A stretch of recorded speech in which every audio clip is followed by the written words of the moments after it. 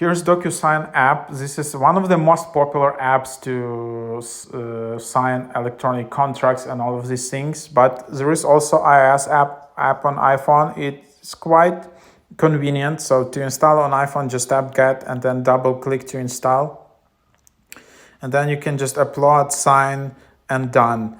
And then you can easily do it from your phone. Of course, sometimes, agreements, just depending on the type of your agreement, it can be quite complicated, long. You need to send it to your lawyers and all of the things. Maybe it's not your phone is not the best way to actually figure out all of this stuff. But then actually, either if it's some kind of simple agreement or you already know what's there, it's just super convenient just to sign easily from your phone instead of, going to laptop and just opening all of that. And so yeah, and this app has quite high rating.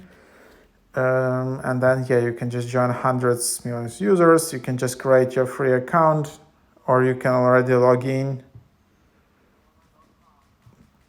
If you have an account, you can just enter email, and as there is no Google sign in or Facebook for some reason, but there you have it.